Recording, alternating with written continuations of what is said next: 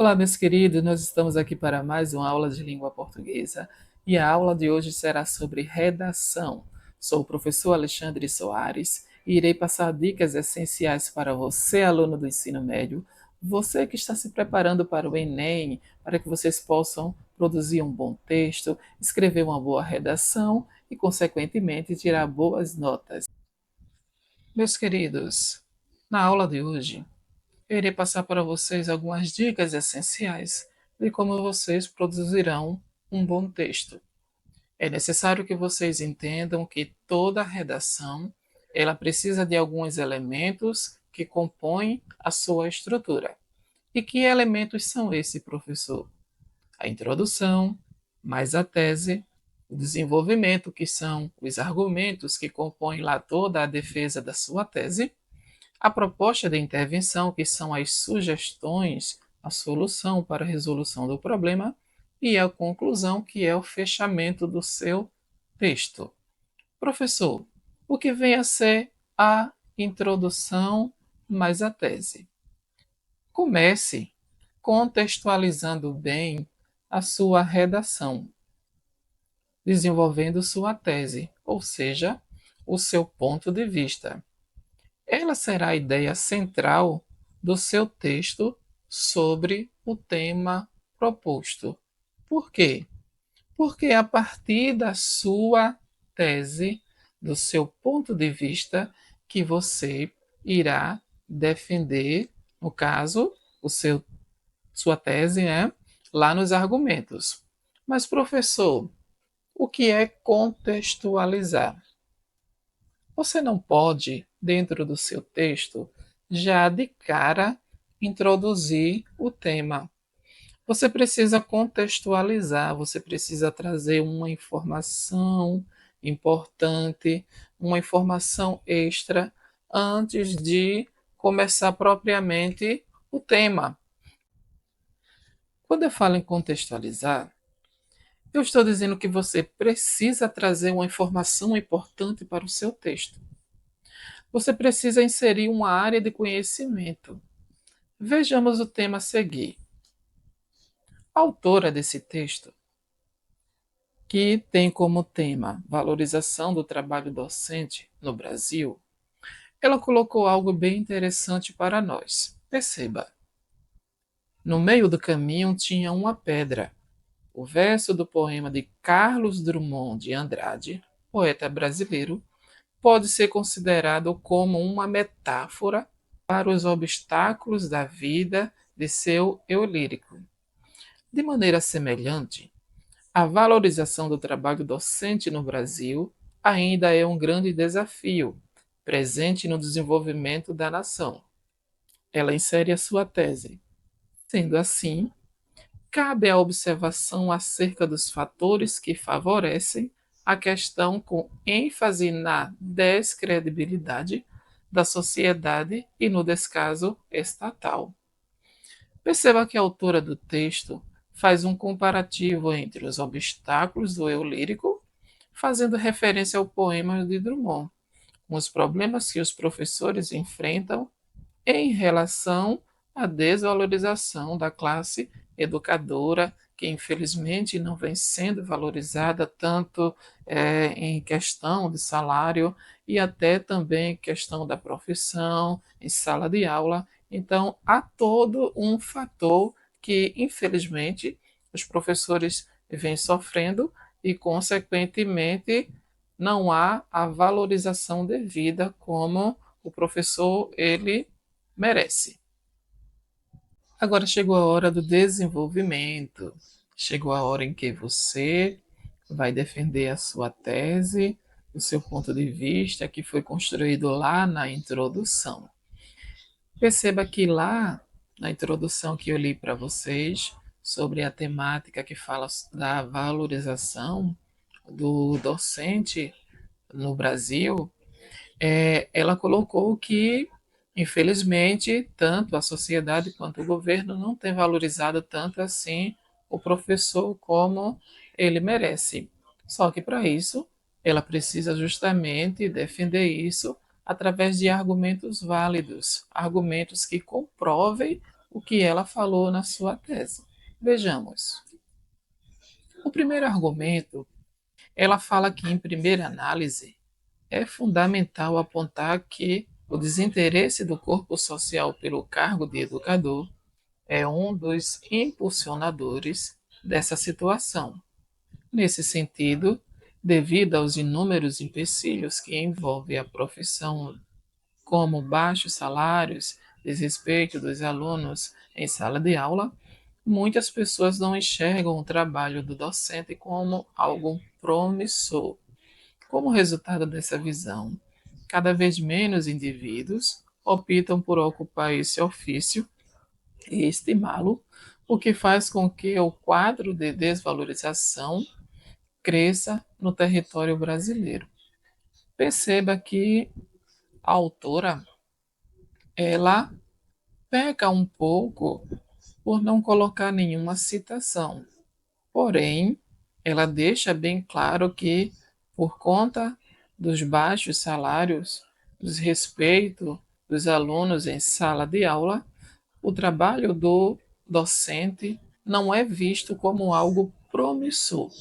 Infelizmente, conforme eu coloquei na nota abaixo aí, em 2019, 7,% dos professores no Sudeste pediram exoneração dos seus cargos porque estavam sendo desvalorizados, não estavam tendo o respeito, a valorização merecida.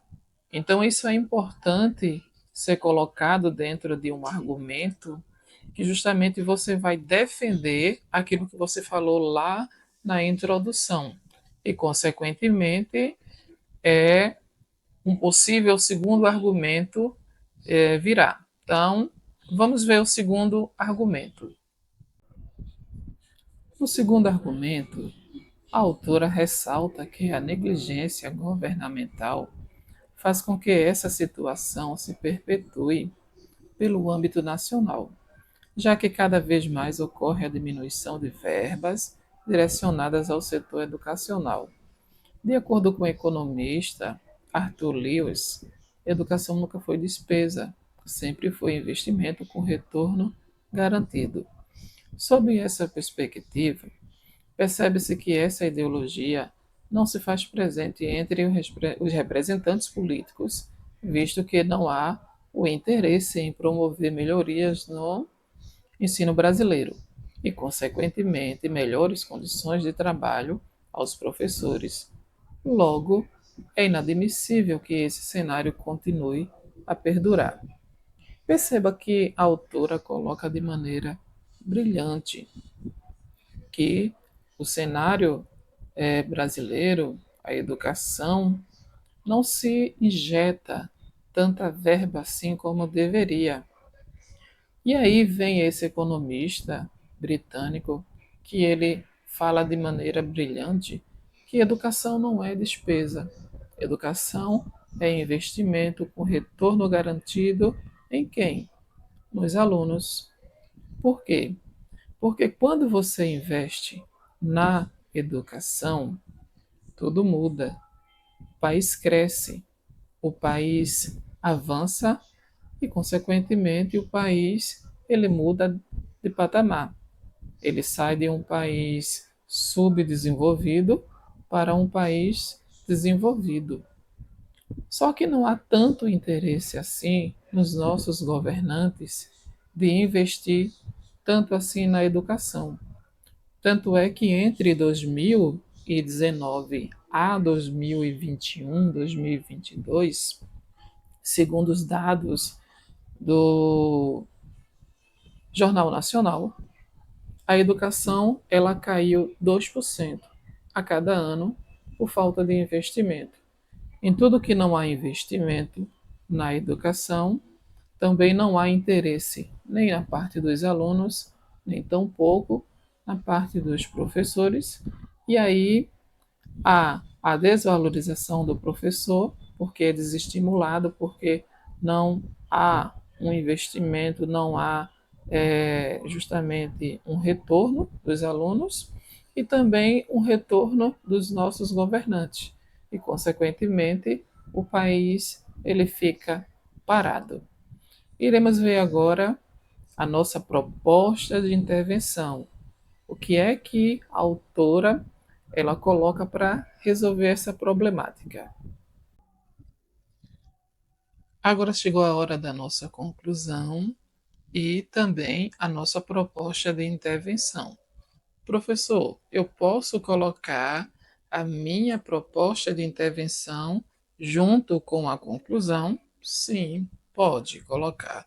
Inclusive é até o recomendado, porque há algumas pessoas que separam a proposta de intervenção e depois faz um parágrafo no caso com a conclusão. Mas o bom é você unir os dois, até para não ficar um texto tão longo.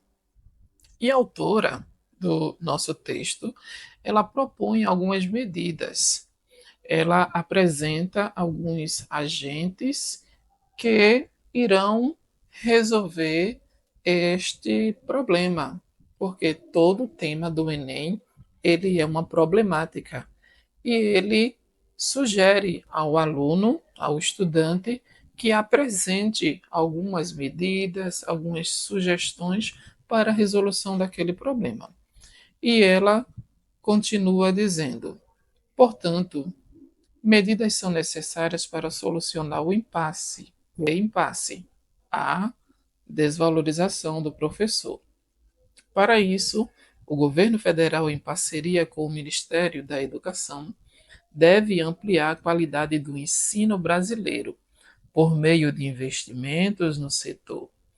Essa ação deverá ofertar salários em quantias maiores aos educadores, bem como garantir a contratação de mais profissionais, a fim de incentivar a entrada e a permanência na profissão e evitar que o ensino fique comprometido. Além disso, as escolas devem conscientizar pais e alunos acerca da importância do emprego do professor por meio de ciclos de palestras. Espera-se com essas medidas que a desvalorização do trabalho docente deixe de ser uma pedra no caminho do desenvolvimento da nação. Perceba, meus queridos, que ela coloca de maneira brilhante algumas sugestões, algumas medidas para a resolução do problema. Ela apresenta o governo, ela apresenta a escola e também a sociedade. Por quê? Porque são agentes que têm uma grande importância dentro de todos os problemas que os temas que são apresentados pelo Enem, eles apresentam.